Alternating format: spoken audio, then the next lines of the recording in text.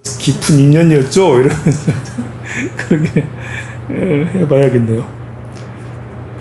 형민선사는 보림사에서 부지런히 고된 일과 정진을 하면서 스승의 곁을 떠나지 않았습니다. 헌강원 8년에 882년입니다. 화엄사에서 구족계를 받았어요. 아무래도 지리산 화엄사 같아요. 이듬해 융견 장로를 배할하고 선을 담론하면서 비로소 중국 유학의 서원이 싹 떴습니다. 이 구족계라는 것은 이제 구족이라는 건 다 갖추었다라는 거잖아요. 그러니까 비구 250개 이 계율을 다 받는 것이에요. 비구니는 뭐 349개 이걸 다 받는 거죠. 이제 완전히 이제 승려가 됐다, 스님이 됐다, 비구가 됐다, 비구니가 됐다라는 의미예요. 그러니까 처음 출가해서 바로 구족계를 받지 않잖아요. 계속 우리가 여러 번 이를 봐왔는데 출가해서 몇 년이 지나서 구족계를 받아요. 그러니까 처음 출가해서는 삼위계 같이 이제 뭐 5계를 주거나 삼위계를 주거나 해서 이제 입문했다라는 그런 걸 해주고 3위계 정도만 지켜도 돼 이렇게 하고 성인이 되고 나서는 구족계를 주죠. 현재 우리 대한불교 조계종도 처음 출가해서는 행자 생활을 6개월 이상을 꼭 해야 돼요. 지금 출가했다. 지금이 이제 7월 말이니까 출가했다 그러면 이제 본래 9월 달쯤에 수계식을 해요. 3월하고 9월 달에 수계식을 하니까 내년 3월 달에 이제 계를 받아요. 내년 3월 때까지는 계속 일을 시켜요. 추가심 자격문도 시키고 주경 야독을 하는 거예요. 낮에는 일을 축사게 하고 저녁에는 계속 이제 천수경 외우고 추가심 자격문 외우고 그러는 거죠. 자꾸 뺑뺑이 돌려요. 그렇게 왜 그러냐면 그냥 방에서 쉬게 하면 내가 괜히 출가했나? 생각이 많아져요. 그리고 또 이렇게 행자들끼리 서로 출가한 사람들끼리 감정이 있을 수 있잖아요. 그러면 감정이 생기면 그 고민을 하게 되고 막 나가려고 막 그러잖아요. 그리고 또 이제 와서 보면 스님들이 이렇게 정말 도에 전념하고 수행에 전념하고 이러면 그거 보고 배우는데 감동하고 이러는데 스님들이 딴짓하는 스님들이 적지가 않거든. 그러니까 그거 보고 내가 괜히 출가했나? 나도 저렇게 되면 어쩌지? 하면서 그런 걸 방지하기 위해서 뺑뺑이 계속 들어요. 뺑뺑이. 요즘에는 뭐 좀 덜합니다만 요즘에는 그렇게 일 시켜서 오래 도망가요. 요즘에는 사람들이 이제 일하는 거 별로 안 좋아해서 잘 못 해내서 좀 이제 옛날엔 뺑뺑이 돌렸다면 요즘에는 좀 쉬는 시간도 주고 그렇게 해요. 그렇게 해서 구족계를 한 4년 정도 처음에 이제 내년 3월에 3위계를 받으면 그 다음에 이제 그 강당이나 선원에 다니면서 4년 동안 이력을 쌓고 수행을 계속 해요. 총무원에서 인정하는 그런 교육원에서 인정하는 과정이 다 찾으면 그게 이제 최소 4년이에요. 어떤 사람은 더 5년이 되기도 하고 6년이 되기도 해. 만약에 누가 이제 여기 황룡차에서 출가했다. 그러면 바로 제가 이제 너 강원 가서 선방 가서 승가대 가서 공부해 라면 괜찮은데 출가해서는 스승 밑에 조금 있어야지. 그래서 은사스님 모시고 시봉도 하고 여기에서 좀 기도 좀 하고 가려니 한 1년이나 2년 있다가 공부하러 가. 이래 되면 이제 그러면 이제 4년 만에 개 받는 게 아니고 5년이나 6년 만에 개를 받는 거예요. 비구니 스님들은 많이 그런다 하더라고요. 출가해서 바로 그 강당에 가지 않고 은사 스님 좀 모시다가 그렇게 한다 하더라고요. 비구 스님들은 대체로 개 받자마자 내 빼줘 이제. 개 받자마자 은사 스님이 이렇게 그래도 받고 가야지라고 해도 에이 스님 하면서 네 해놓고는 며칠 지나서 짐 싸서 쭉 그런 스님도 있고 또 간다 하면 또 잡지 않아요 스님들이. 빨리 가서 품을 떠나서 수행해야 된다는 걸 잘 알고 있기 때문에 4년이 지나서 비구계를 받으면 정식으로 이제 스님이 되고 그리고 이제 그리고 또 몇 년을 또 교육원에서 요구하는 그런 이수를 하면 10년 정도 되면 6년이 더 지나서죠. 출가한 지 한 10년 정도 되면 중덕이라는 숨가고시를 봐요. 그러면 그때부터는 주지를 해도 되고 상자를 둬도 돼. 제자를 둬도 되고. 그러니까 한 10년 출가하고 나 10년 정도는 자기가 주지하고 싶어도 때로는 이제 부모님들이 가문에서 절을 지어줄게 하는 경우도 있어요. 보면 유복한 스님들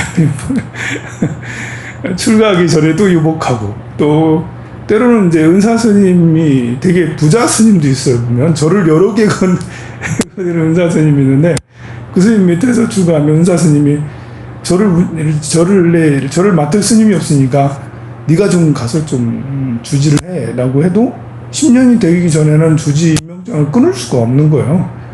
가서 이제 대리 주지로 이제 있다가 10년쯤 지나서 이제 하죠. 근데 그렇게도 하지 못하는 게 교육 과정이라는 게 있어요. 강원이나 선방을 꼭 반드시 4년을 다녀야지 구족배를 주고, 거기서도 또 이제 2년이나 4년 정도를 또 이렇게 이런 독살이 말고 유론을 다니든지 선방을 다니든지 반드시 해야 되기 때문에 그런 과정을 이수하고 해야지 하는 거야. 나름 이제 예전에는 그런 게 없었는데 94년도 개혁하면서 그때 이런 과정들이 생기면서 승가 교육이 많이 발전을 했어요. 다른 목사님이나 신부들은 이제 과정이 더 복잡한 걸로 알고 있어요. 특히 신부가 되는 과정은 더 복잡한 걸로 알고 있는데요. 그래도 조계종에 이런 것이 정비가 잘 돼 있어서 지금은 그래도 옛날보다 많이 나은 편이에요.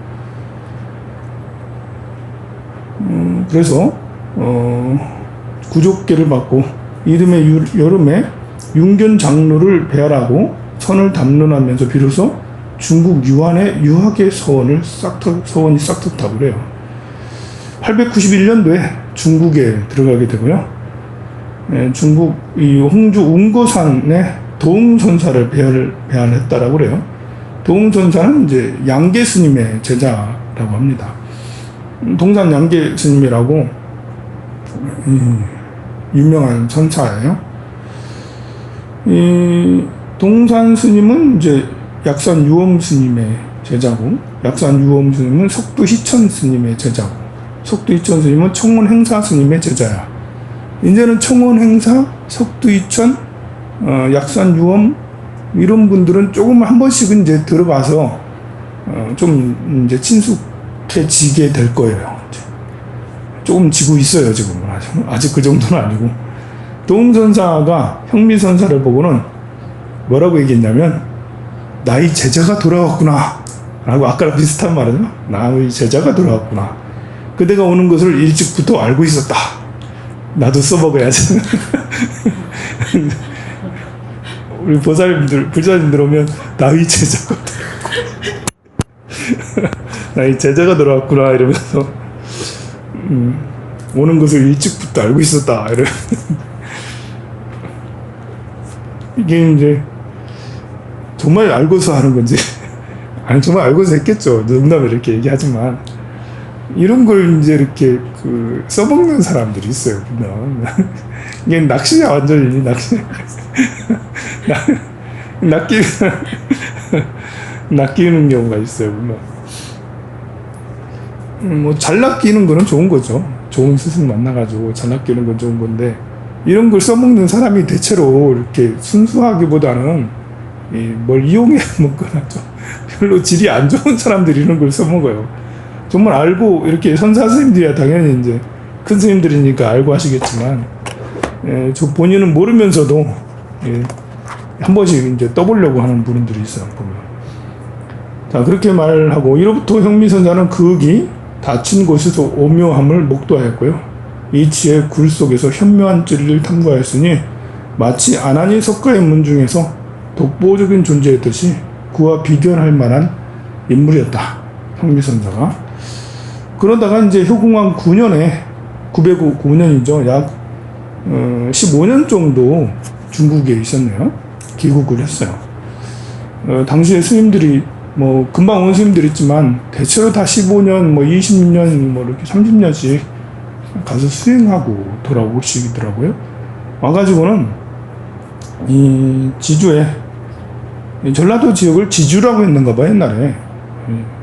고려 신라시대 때 왕공의 요청이 있어 무의 갑사의 주지가 됐다고 그래요. 이제 무의사, 강진 무의사를 말하는 거예요. 거기에 주지가 됐고 8년이라는 세월이 흐르자 형미선사의 명성을 흠모하여 몰려오는 납자가 구름같이 문전 성시를 이뤘다고 부릅니다. 당시 세상은 정치적으로 안정되어 있지 않았죠. 사회가 들끓었어요. 그리고 사만이 교란해서 고요히 수행하려 해도 편안한 곳이 없었습니다. 선도관 9년 912년도죠. 태조 왕건이 이 궁예의 명을 받들어 친히 배와 임금의 수레를 이끌고 난을 평정했어요. 이제 932년도에 그 고려를 창건하는데 나이가 좀 들어서 고려를 창건했어요. 50대인가 60대인가 뭐. 그러니까 이 왕건은 되게 어린 나이, 20살도 되기 전인가? 이렇게 어린 나이 때부터 전장에 나갔어요. 본인의 아버지가 일찍부터 이제 이쪽 이 개성 이쪽 지역의 유지였고 지방의 토 세력이었거든요. 그래서 아들인 왕건도 일찍부터 전쟁을 막 평생 전쟁을 했어 보면. 그리고 나주로 와서 귀순하면서 군대를 포구에 주둔시켰어요. 왕건은 형미선사가 최근에 중국에서 귀국했다는 소문을 듣고 상견하기를 기다린다는 명령을 전달하면서 군대가 귀화하는 날 특별히 함께 와주기를 청했어요. 그리고 사시공양을 공급하는데 모두 내고에서 지출했다라고 그래요. 사시불공, 옛날에도 사시불공 했었는가 봐, 그때도. 그러나 그 다음에 조서를 받고 조정에 나와 설법을 할 때 주상을 바라보니 굳은 표정이어서 그 마음을 헤아리기가 어려웠다라고 그래요. 주변에서 간교하게 아첨하는 자가 중상 모략하고 죄를 전가시켜서 마침내 주상의 마음을 잃게 되었다라는 것입니다. 그 왕건의 마음에 들지 않았나? 자, 무의갑사는 아까 말한 대로 무의사인데요. 월출산 이렇게 동남쪽에 있어요. 월출산 이렇게 동쪽에는 서쪽에는 갑사가 있고 동남쪽에는 무의사가 있고 그럽니다. 무의사는 이제 이 도선국사가 가록사로 중창하면서 가록사라고 그랬고요. 원효스님이 창건한 절이에요. 무의사가 617년에. 도선국사는 이제 이 신라 말이니까 875년도에 가록사로 이렇게 중창을 했고, 또 얼마 지 않아서 이제 그 선각국사 가지산문에, 그러니까 형미선사의 뭐 사형 정도 되겠네요. 이분이 이제 또 다시 중창을 또 했다라고 그래요. 그러다가 이제 무의사에 형미선사가 주석해서 그렇게 됐다라고 그래요. 무의사에 가면 극락전이 유명해요. 그 세종대왕 때 지은 사찰인데요. 무의사 대홍전이지 극락전이 아니고. 무의사에 이제 국보가 있는데 그 대홍전이 되게 유명하고, 이 대홍전 뒤에 이렇게 보면 벽화가 하얀 옷을 입은 백의 관음 벽화가 유명해요. 우리가 이제 작년인가 이제 무의사가 썼거든요. 무의사 주지 스님이 명함 같은 그 이만한 걸 이제 한 몇십 장을 주시더라고요. 보니까 이제 그 후불 벽화, 백의관은 벽화를 그 인쇄를 해가지고 명함 크기를 해가지고 찍어가지고 이렇게 줬는데 그래서 다 나눠주고 막 그랬어요. 되게 좋더라고요, 보니까요.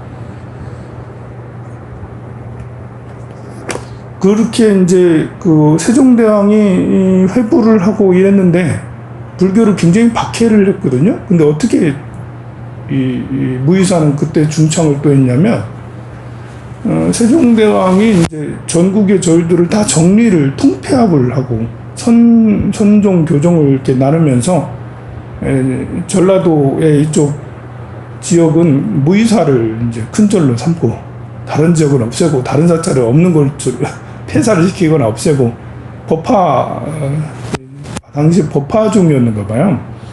법화경을 연구하는 그런 교종의 사찰로 중심을 두고 다른 데는 이제 별로 없앴는지 뭐 했는지 그걸 보고 자복사라고 그랬는가 봐요. 자복사로 삼아서 이 천태종 17개 절 가운데 하나였다라고 그래요. 그때 이제 그 절을 극락전 무이사 극락전이네요. 극락전을 건립하게 됩니다. 무이사 가게 되면 꼭 극락전을 가고 극락전에 가면 뒤에 돌아가 가지고 백의 관음도를 꼭 신견을 하고 가야 되겠죠. 그것이 이 후불에 이제 극락전 후불 백의 관음은 1476년도에 성종 때 후불 벽화를 조성했다라고 그러네요. 성종도 회부를 하면 굉장히 많이 회부를 한 사람인데 성종도 절을 다 없앤 분이거든요.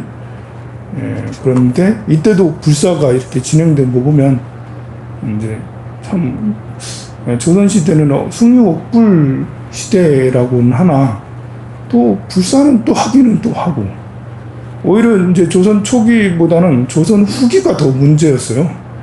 계속 오랫동안 500년 동안 400년 동안 계속 박해를 받다 보니까 나중에는 이제 뭐 부역이 너무나 심해져 가지고 스님들이 종이 만들어야 돼. 공부할 시간은 없고 이게 이제 당나라 그 명나라 청나라에 조공을 바치는데 고려 시대 제일 유명한 그 여러 가지가 있지만 종이가 고려 종이하면 세계 최고였거든요. 조선 시대도 역시 이어받아서 이제 최고 종이하면 세계 최고 우리 조선 최고였는데 그걸 다 절에서 조공 바치는 건 다 절에서 만들었어요. 그런 당나무가 계곡에 많이 있거든요. 그 절에 계곡이 다 있잖아. 그러면 당나무를 채취해 가지고 종이 만든 걸 스님들이 다 했다고요. 그 얼마나 당나무 채취해서 종이 만들기 힘들어요. 그런 거 많이 하고 또 산약초 뭐 이런 거 다 캐가지고 조공도 바치고 또 성을 쌓거나 길을 만들면 스님들을 착출하는 거예요. 스님들 착출하기가 좋은 게 스님들은 처자식이 없잖아요. 먹여 살릴 게 없잖아요. 혼자잖아요. 또 스님들은 조직 생활을 했잖아요. 조직 생활을 아주 잘해. 그래서 성을 쌓고 하면 다 조직적인 일이잖아요. 길을 만들고 하면 다 그래서 스님들이 제일 많이 동원이 됐어요. 우리가 만든 성만 해도 되게 많고 만든 다리만 해도 굉장히 많아요. 이렇게 이제 가끔 제가자들이 절의 그 재정을 제가 신도회에서 절의 재정을 관리해야 된다라고 그렇게 하는데 쉽지 않은 게 절의 재정을 관리하면 거의 절에 살다시피 직원이 돼야 되는데 절에 직원은 있고 또 따로 이렇게 신도에서 직원하고 이게 쉬운 게 아니거든요. 그 절에 스님들이 계속 살고 있으니까 이제 절 관리도 이제 스님이 하게 되고 재정 관리도 스님이 하게 되는데 쉽진 않아요. 그것을 이룬 데는 이제 천태종은 종광사 같이 천태종은 재정 관리를 제가자들이 다 해요. 스님들은 임명받아서 월급만 받고 제가자들이 그래서 거기는 재무, 충무 이런 사람들이 늘 자주 가가지고 재무가 되면 그 매일 저녁마다 근로 출근해야 돼. 그래 오늘 하루 재정이 어떻게 돌아갔는지를 확인을 하고 거의 뭐 살다시피 해야지 그렇게 이루어지는데 그게 가능한 것은 중앙 집권적인 체계잖아요. 구인사로 해가지고 전국으로 다 이렇게 돼 있는데 우리 조계종도 맘만 먹으면 그렇게 할 수 있는데 너무 크고 방만해서 가능은 한데 이제 이루기는 사실 어렵죠. 마치도록 하겠습니다.